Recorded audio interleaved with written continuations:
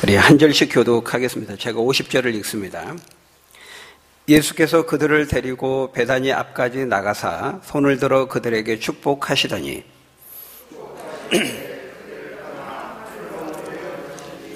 그들이 그에게 경배하고 큰 기쁨으로 예루살렘에 돌아가. 아멘. 네. 오늘 본문은 드디어 이제 우리가 누가복음의 가장 마지막 부분을 보게 되었습니다. 오늘로써 누가복음 강해를 마치게 됩니다. 오늘이 누가복음 강해 126번째인데요. 2년이 넘도록 우리가 누가복음을 이렇게 살펴보았죠. 누가복음 이제 제일 마지막 누가복음을 마치면서 무엇을 말씀하고 있습니까? 오늘 본문은 예수님의 승천에 대해서 말씀하고 있습니다. 부활하신 예수님께서 이제 제자들과 마지막 작별하시면서 하늘로 올라가고 계시는 것이죠. 그 승천하신 장소가 어디라고 말씀합니까? 거기 50절에 보니까 베다니라고 말하고 있어요. 우리 50절부터 53절 우리 한 번 더 읽어보겠습니다. 한 번만 더 읽습니다. 시작. 예수께서 그들을 데리고 베다니 앞까지 나가사 손을 들어 그들에게 축복하시더니 축복하실 때에 그들을 떠나 하늘로 올려주시니 그들이 그에게 경배하고 큰 기쁨으로 예루살렘에 돌아가 늘 성전에서 하나님을 찬송하니라. 이 이제 베단이라는 곳은 감람산의 동쪽 기슭입니다. 그러니까 예수님이 친히 제자들을 데리고 거기까지 가셔서 마지막으로 손을 들어 제자들을 축복하시고 그 제자들과 성도들의 경배를 받으면서 하늘로 승천하여 올라가신 것입니다. 그러니까 예수님과 그렇게 작별한 후에 성도들과 제자들은 어떻게 했어요? 큰 기쁨을 가지고 예루살렘에 돌아와서 늘 성전에서 하나님을 찬송했다. 이렇게 말씀하죠.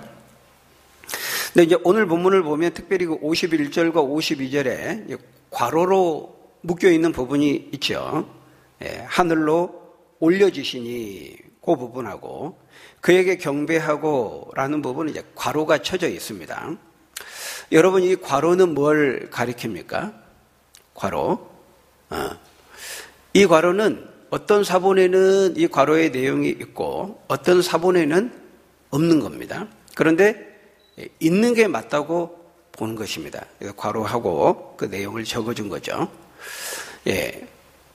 여러분 이 원본은 존재하지 않는다는 거 아시죠? 성경에 원본은 존재하지 않습니다. 원본이라는 것은 예를 들면 오늘 이게 누가복음 같은 경우에 이제 누가가 직접 붓을 들고 썼던 가장 최초의 그 성경이죠. 그게 원본입니다. 근데 원본은 지금 보존되어 있지가 않습니다. 대신에 많은 사본들이 있죠. 그래서 그 많은 남아있는 사본들을 대조해 보니까 여기는 오늘 본문에 있는 이 괄호에 있는 내용은 이게 원래 누가복음을 처음 썼을 때 누가가 그 원본에 들어가 있는 것이 맞다. 이제 그렇게 추정을 해서 가로해 놓고 이제 그 내용을 써주는 거죠. 그러니까 2000년 전인 그때에는 구약 성경은 이제 더 오래됐으니까 3000년, 5000년 전이니까요. 더 말할 것도 없고 이 누가복음의 경우에는 2000년 전에는 이제 인쇄술이 발달하지 않지 않았습니까?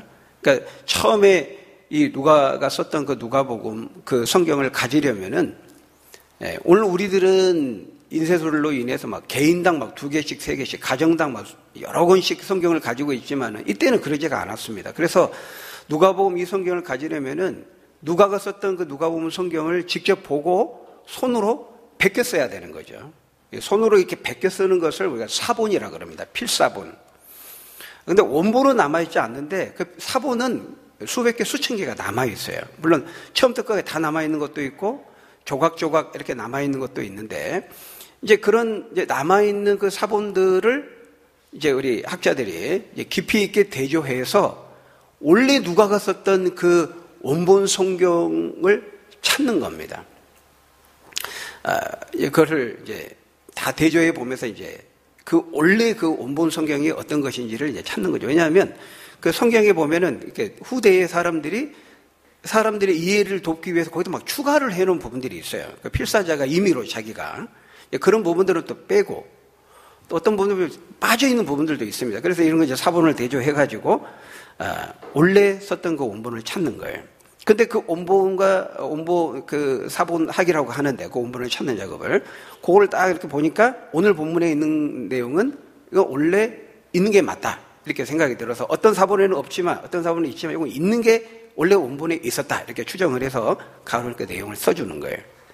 근데 또 이제 어떤 경우에는 가로 해놓고 없음 그렇게 되어 있는 성경이 있죠. 예를 들면 누가복음 23장 17절 같은 데 보면은 괄호 해놓고 없음 이렇게 돼 있어요. 그래서 성경을 읽다 보면 종종 그런 데가 있잖아요. 이건 뭐냐면은 어떤 사본에는 그 괄호에 있는 내용이 있고 어떤 사본에는 없는데 이거는 누가 후대에 추가한 거다 이렇게 본 겁니다. 그래서 원래 원본에는 없던 것으로 추정을 하는 거예요. 그래서 없음 이렇게 가로를 해주는 경우죠. 참고로 말씀을 드리는 겁니다. 어떤 분들은 꼭 이런 거 이제 궁금해 하시는 분들이 있어요. 아, 왜 여기는 가로가 쳐져 있지? 근데 이제 그거에 한번 이제 꽂히면은 이제 그 다음 설교 내용이 안 들어옵니다. 왜 가로가 쳐져 있지? 왜 목사님은 그거 말 안 하지? 막 이러면 이제 계속 그거만 신경 쓰다 보면 이제 설교가 안 들려요. 그래서 말씀을 드리는 겁니다. 물론 이제 어떤 분들은 아무 생각이 없는 분들도 있습니다. 뭐 가로가 쳐진 거 전혀 이상하지 않고 전혀 불편함이 없는 분도 계시지만 또 생각하시는 부분이 있을 것 같아서 잠깐 언급을 드렸고요. 자, 어쨌든 오늘 본문에서 말씀하고 있는 이 승천에 대한 부분 50절에서 53절 굉장히 이제 짧게 간략하게 말씀하고 있는데요. 짧고 간략하게 말씀하지만 그렇다고 해서 이 승천에 대한 기사가 결코 중요하지 않는 것은 아니라는 거예요. 아마도 누가는 의도적으로 이렇게 내용을 구성했던 것 같아요. 데오빌로라고 하는 사람에게 이 누가복음을 먼저 써서 보내고 그 다음에 사도행전을 써서 보내잖아요. 그러니까 누가복음은 이제 전편에 해당이 되고 사도행전은 이제 후편에 해당이 되는 겁니다. 그래서 그 사도행전 1장을 보면은 오늘 본문에서 기록하고 있는 이렇게 승천의 기사로 누가복음이 끝나고 있는데 사도행전 1장은 어떻게 시작하냐면 이 승천에 대한 기사에서부터 다시 이어서 사도행전을 시작하고 있는 것을 볼 수 있어요. 그러니까 누가가 일부러 이렇게 구성을 한 겁니다. 누가복음에서는 예수님의 출생과 사역과 고난과 죽음과 부활과 승천까지만 다루고 후편이 사도행전에서부터 다시 그 승천에서부터 시작해서 이렇게 써야 되겠다. 이렇게 의도를 가지고 그렇게 구성을 한 겁니다. 그러니까 누가복음은 예수님이 이제 모든 사역을 끝내고 작별하에 떠나시는 승천까지 기록을 한 거예요. 그러니까 누가 주인공입니까? 예수님이 주인공이라는 것을 알 수 있죠. 근데 이제 사도행전은 예수님의 승천에서부터 시작해서 승천하에 가시면 누가 오세요? 성령이 오시죠. 그러니까 성령이 사실은 주인공인 것입니다. 그래서 우리가 사도행전을 성령행전이라 해야 된다. 뭐 이렇게 말하는 분도 있어요. 근데 성령이 주인공인데 성령이 혼자 하시는 것이 아니고 사도들과 또 성도들과 교회와 함께 그 증인의 사명을 성령이 도와서 하게 함으로써 교회가 세워지고 확장되어지는 내용을 이제 사도행전이 기록하고 있는 거죠. 그래서 오늘 보면 이 승천에 대한 부분을 잘 이해하기 위해서는 사도행전 1장과 같이 읽어야 되는 것입니다. 자, 그래서 여러분 사도행전 1장 1절에서 2절을 보면 이렇게 기록되어 있습니다. 같이 한번 읽어볼까요? 사도행전 1장 1절에서 2절 시작. 데오빌로여, 내가 먼저 쓴 글에는 무릇 예수께서 행하시며 가르치시기를 시작하신부터 그가 택하신 사도들에게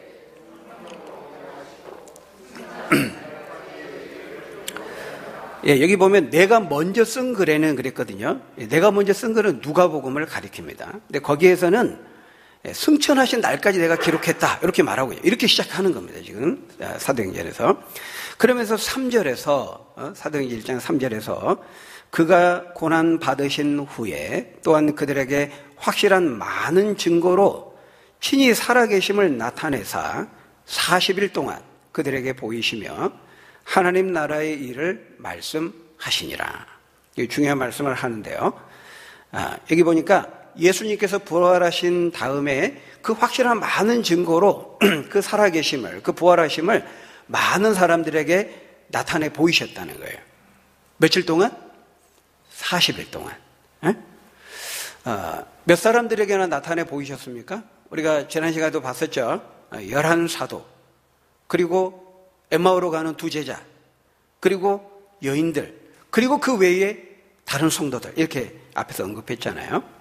고린도전서 15장에 보면은 최소한 500명 이상의 사람들에게 부활하신 몸을 나타내 보이셨다고 말하고 있어요. 며칠 동안? 40일 동안. 그 40일 동안 자신의 몸을 보여주시면서 그냥 보여주시는 것으로 끝나지 않고 뭘 말씀하셨다는 거예요? 하나님 나라의 일을 말씀하셨다는 거예요. 자신이 부활하신 것을 보여주면서 이 부활이 무엇을 의미하는지를 하나님 나라에 대해서 말씀했다는 거예요. 우리 앞에서는 모세의 율법과 또 선지자들의 글과 시편을 통해서 했던 것을 통해서 이제 제자들에게 설명했다고 그랬잖아요. 같은 말입니다. 구약성경 전체를 설명하시면서 자신의 몸을 보여주시면서 내가 부활했는데 이것이 무엇을 의미하는지를 성경 구약성경 전체를 이야기하면서 특별히 하나님 나라를 주제로 말씀하셨다는 거예요. 우리가 앞에서 제가 말씀드렸죠. 하나님 나라의 구원의 큰 계획, 큰 그림, 구원 프로젝트에 대한 그림을 우리가 그릴 수 있어야 된다 그랬습니다. 아담에서부터 시작됐던 그 여자의 후손을 통해 예언되었던 그 구원의 계획이, 그 프로젝트가 궁극적으로 예수님의 십자가의 죽음과 부활과 이 승천, 그리고 승천하에 가심으로 성령의 오심, 그리고 성령이 오셔서 도우심으로 증인의 사역을 감당하고 증인의 사명을 온 땅끝까지 온 족속에 전할 때 그때 주님이 다시 재림하시고 재림하심으로써 마침내 뭐가 완성이 됩니까? 하나님 나라가 이루어진다는 거예요. 그러니까 구원의 완성이 하나님 나라인 거죠. 그래서 우리가 이 구원의 큰 계획, 이 구원의 프로젝트에 대한 그 계획을 우리가 그릴 수 있어야 된다. 예수님이 그것을 쭉 자신의 부활한 몸을 보여주시면서 설명하신 거예요. 그러니까 이 부활이, 이 승천이 하나님의 그 나라, 구원의 큰 계획이요 완성의 하나님 나라와 어떤 연관이 있는지를 그렇게 쭉 설명을 해 주신 거예요. 이 부활한 것은 그냥 단순히 기적적으로 일어난 사건 현상으로만 끝나는 것이 아니고 이것이 구약에서부터 예언되고 약속된 것에 대한 성취로서 이루어진 일임을 구약 성경을 일일이 언급하면서 구원의 큰 그림을, 하나님의 구원에 대한 큰 계획을 가지고 하나님이 이렇게 이루시는 것이다. 부활도 승천도 그 하나님의 큰 하나님 나라를 이루고자 하는 하나님의 구원의 큰 계획 속에 이루어진 하나의 과정이다. 순서다. 단계다. 이것을 이제 말씀하신 것이죠. 그래서 사도행전 1장 4절 5절에 보면 예수님이 승천하시기 전에 이렇게 말씀하고 있어요. 우리 한번 같이 읽어볼까요? 시작. 사도와 함께 모이사 그들에게 분부하여 이르시되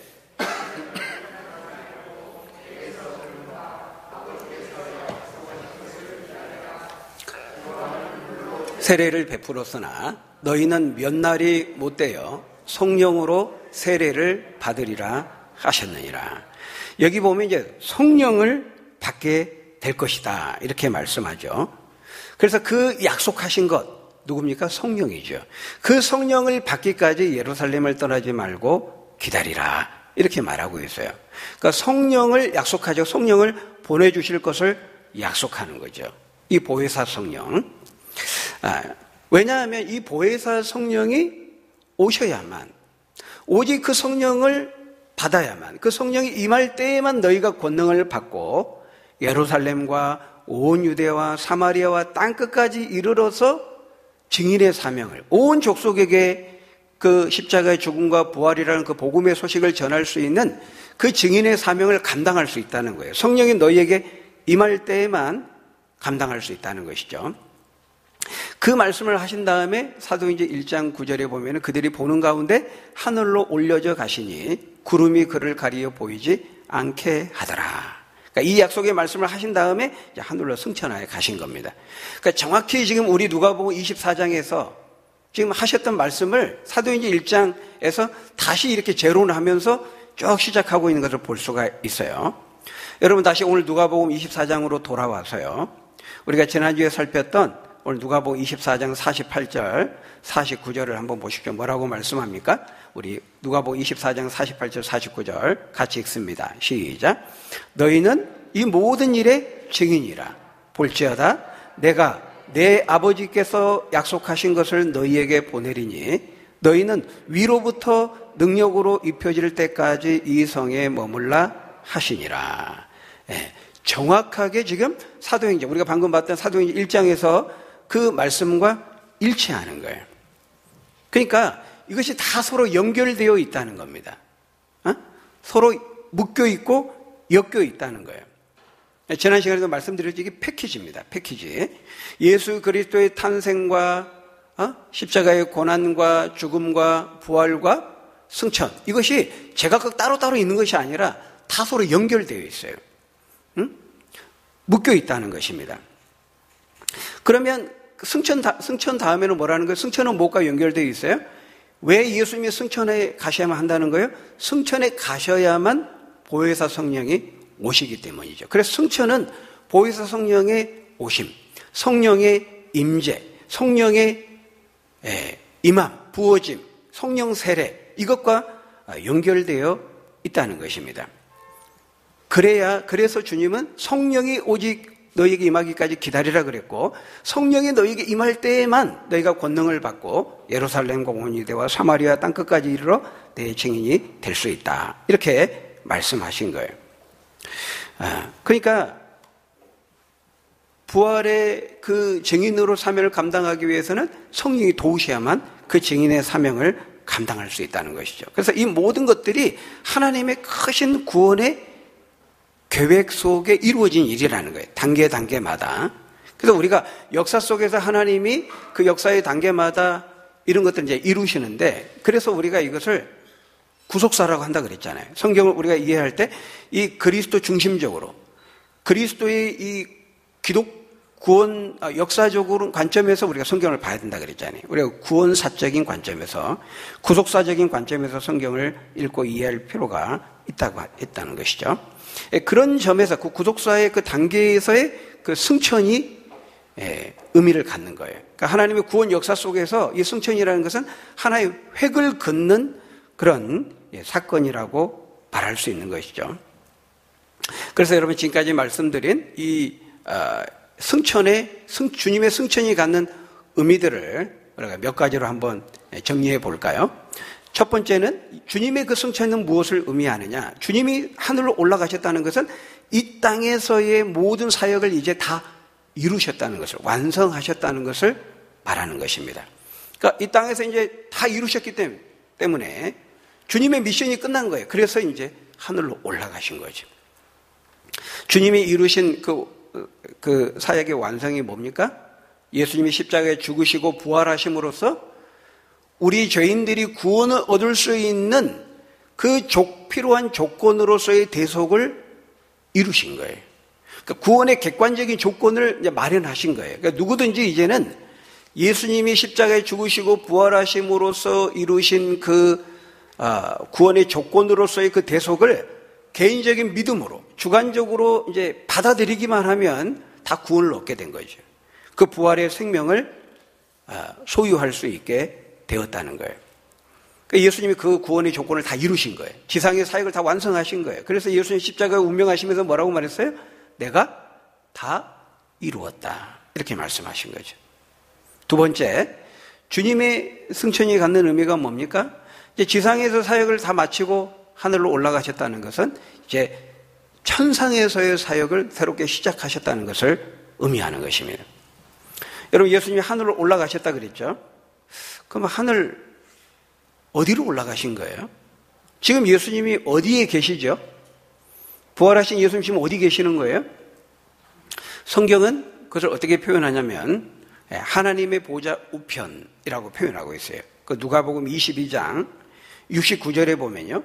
누가복음 22장 69절에 보면, 그러나 이제부터는 인자가 하나님의 권능의 우편에 앉아 있으리라, 이렇게 표현합니다. 하나님의 보좌 우편에. 하나님의 보좌 우편에서 지금 부활하시고 승천하신 예수님께서 뭘 하고 계실까요? 거기서 우리를 위해서 기도하고 계십니다. 우리를 위해서 중보하시고, 중보자와 보혜사로서의 역할을 하나님 보좌 우편에서 지금 하고 계신다는 거예요.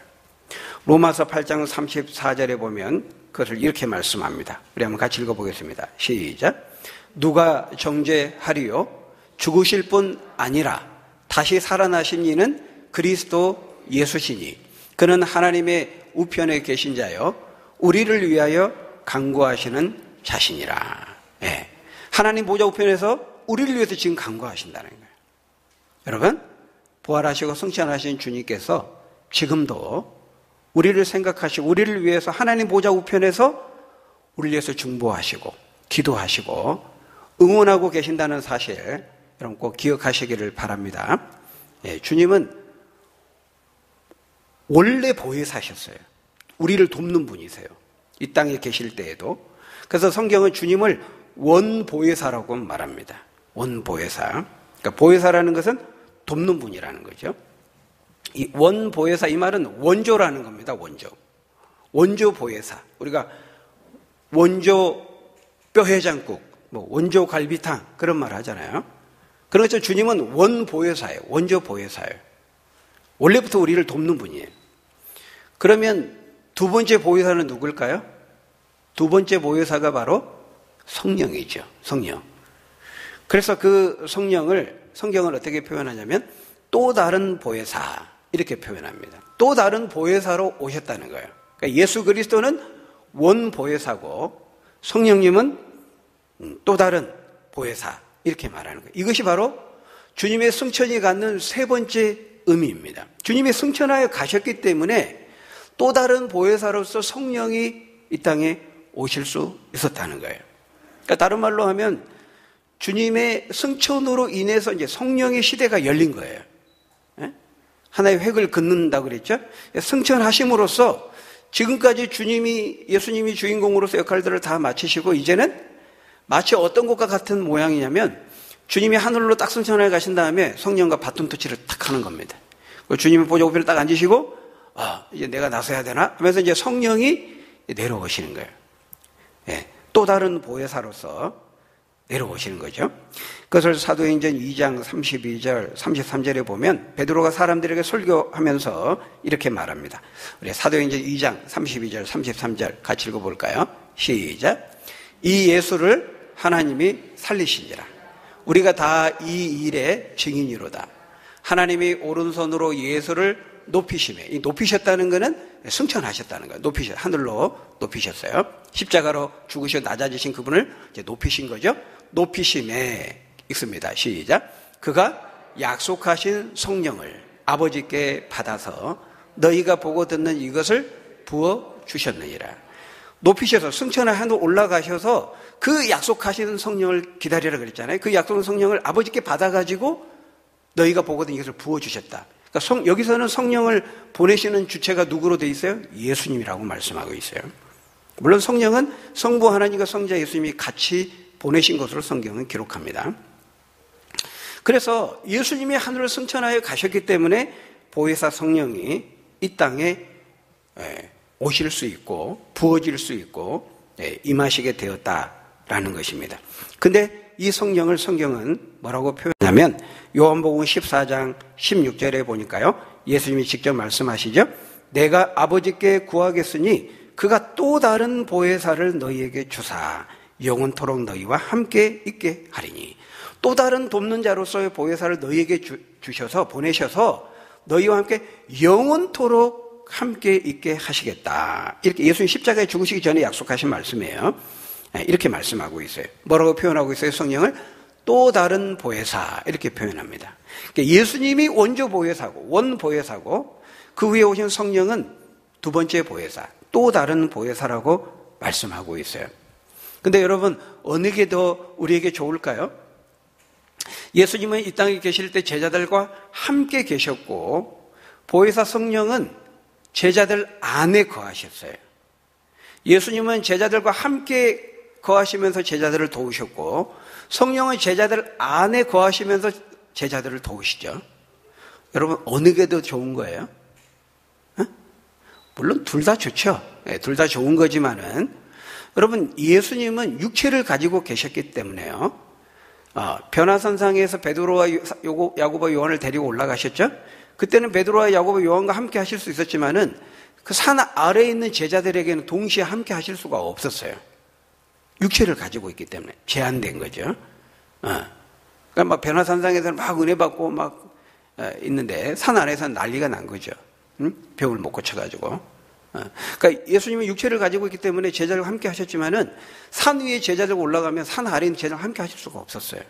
근데 보혜사 성령은 그렇지가 않죠. 보혜사 성령은 모든 믿는 성도와 제자들 안에 늘 동시에 함께 하실 수가 있는 거예요. 그럼 어느 게 더 좋은 거예요? 우리 입장에서는 사실은 후자가 좋은 거예요.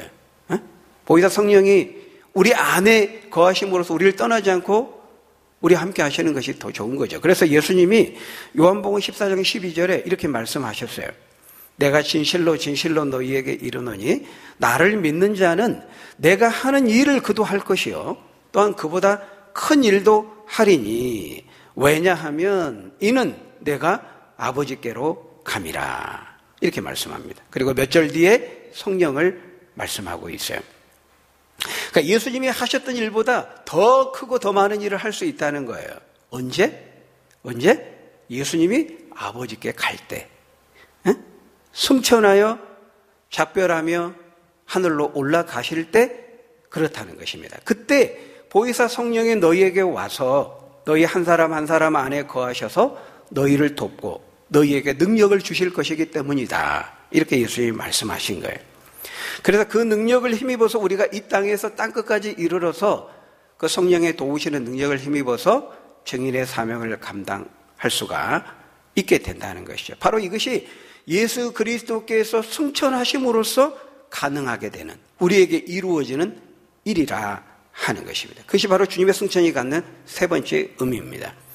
마지막 네 번째, 주님의 승천이 갖는 의미는 주님의 승천은 곧 재림을 예고한다는 거예요.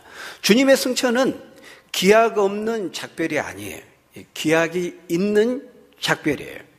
그래서 제자들은 오늘 본문에서 보는 바와 같이 주님이 제자들을 떠나서 작별하며 하늘로 승천하여 가실 때 어떻게 했습니까? 제자들은 크게 기뻐했어요. 네. 그들이 경배하고 큰 기쁨으로 예루살렘에 돌아가 늘 성전에서 하나님을 기쁨으로 찬송했다. 이렇게 말하잖아요. 아니, 주님과 작별하고 이별하는데, 주님이 떠나가시는데 울어야 되는 거 아니에요? 근데 크게 기뻐했다고 말하고 있어요. 근데 이 제자들이 바로 이전까지 어떻게 했어요? 두려워했잖아요. 슬퍼했잖아요. 그 누가복음 24장 우리가 다 앞에서 봤는데 17절에 보면 그들이 슬픈 빛을 띠면서 크게 절망하고 좌절했어요. 또 24장 37절에도 보면 놀라고 무서워했어요. 병행꾼인 요한복음 20장 19절 우리가 바로 얼마 전에 큐티했었죠. 거기 보면은 유대인들이 두려워서 문을 꼭꼭 잠그고 숨어 있었다 이렇게 말하고 있어요. 그들은 두려움에 사로잡혀 있었어요. 좌절과 절망 가운데 사로잡혀 있었어요. 샬롬이 없었어요. 평강이 없었어요. 그런데 이제 완전히 뒤바뀌는 것을 볼 수 있어요. 그들은 지금 크게 기뻐하고 있는 것을 볼 수 있습니다. 예수님이 작별하시고 떠나가시는데 오히려 기뻐하고 있어요. 왜 그럴까요? 네. 물론 방금 말씀드린 것처럼 이제 돕는 자로서 보혜사 성령이 오시기 때문이기도 하지만은 승천하시는 그 예수님과의 작별이 기약이 없는 작별이 아니라 기약이 있는 작별이기 때문인 것입니다. 주님은 승천하여 가신 그대로 다시 오시겠다고 약속하셨어요. 우리 마지막으로 사도행전 1장 10절, 11절 읽고 마치겠습니다. 사도행전 1장 10절에서 11절 같이 읽습니다. 시작. 올라가실 때에 제자들이 자세히 하늘을 쳐다보고 있는데 흰옷 입은 두 사람이, 천사를 가리키죠. 흰옷 입은 두 사람이 그들 곁에 서서 이르되 갈릴리 사람들아 어찌하여 서서 하늘을 쳐다보느냐. 너희 가운데서 하늘로 올려지신 이 예수는 하늘로 가심을 본 그대로 오시리라 하였느니라. 네. 예수님이 승천하여 올라가신 그대로 다시 오신다는, 다시 재림하신다는 거예요. 네. 이거는 승천하여 가실 때에도 예수님이 지금 승천하여 가신다. 예수님 얼굴 다 보고 다 인식을 했어요. 그런 것처럼 재림할 때에도 공개적인 재림이라는 것입니다. 모든 사람들이 다 확인하고 알아볼 수 있는 방식으로 예수님이 다시 분명히 오실 것을 말씀하고 있어요. 여러분, 이 말씀, 이 사실을 꼭 믿으시는 여러분 되시기를 바랍니다. 예수님은 죽으시고 부활하셨어요. 그리고 승천하셨어요. 그리고 승천하시면서 우리 약속하셨어요.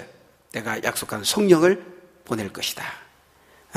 그리고 내가 다시 올 것이다. 이렇게 약속했습니다. 제자들, 그 주님의 약속의 말씀을 믿고 성전에 가서 늘 기뻐하면서 찬송하면서 주님의 그 오심을 증거했다 말하고 있습니다. 저와 여러분들도 분명히 약속하신 말씀대로 주님 우리에게 성령을 보내주셨고 증인으로서의 사명을 감당해서 5대양 6대주 온 땅끝까지 각 족속의 복음을 전해줘서 오늘 우리에게까지 복음이 전해진 거예요. 주님은 지금 약속을 신실하게 지금 지켜오고 계신 것입니다. 그걸 보면 알 수 있는 거예요. 성령을 정말 보내셨고 그 성령의 도우심을 통해서 많은 증인들이 힘을 얻고 담대하게 복음을 전해서 땅끝까지 있는 온 족속의 복음을 전해서 오늘 우리 대한민국 조선에까지 복음이 지금 전해져 온 거예요. 사실 이제 얼마 남지 않은 겁니다. 주님은 지금도 그 약속을 신실하게 이루어 오셨고 지금도 지키고 계시고 이제 앞으로도 이루실 거예요. 증인들이 모든 족속의 복음이 증거되면 그때야 주님이 이 땅에 재림하시고 하나님 나라가 완성되는 것입니다. 그때까지 주님이 다시 오시는 그때까지 제자들이 늘 기뻐하면서 주의 약속을 믿으면서 찬송하며 복음을 전했던 것처럼 저와 여러분들도 이 성령의 능력을 의지해서 그 힘입어서 우리에게 맡겨진 증인의 사명을 우리가 기쁨으로 감사함으로 담대하게 전해서 하나님을 기쁘시게 하는 주의 뜻을 이루는 저희 여러분들이 다 되시기를 예수님의 이름으로 간절히 축원합니다. 우리 기도하겠습니다. 아버지 하나님, 신실하게 그 구원의 계획을 예언하시고 말씀하신 대로 약속하신 대로 지금까지 이루어 오신 아버지 하나님 감사합니다. 우리가 이 구원 역사 속에서 하나님의 구원의 큰 그 계획들, 그 그림들을 우리가 그리면서 주님 다시 오시는 그날을 소망하면서 신실하게 약속을 이루신 그 하나님 의지하면서 우리에게 보내신 그 보혜사 성령의 능력을 힘입어서 우리가 증인으로서의 사명을 잘 감당해서 우리 제자들이 기쁨과 감사함으로 담대하게 복음을 전했던 것처럼 우리도 증인의 사명을 잘 감당해서 하나님을 기쁘시게 하고 하나님 나라를 확장시키고 이루고 앞당길 수 있는 우리 믿음의 사람들 다 될 수 있도록 하나님 축복해 주옵소서. 예수님 이름으로 기도합니다. 아멘.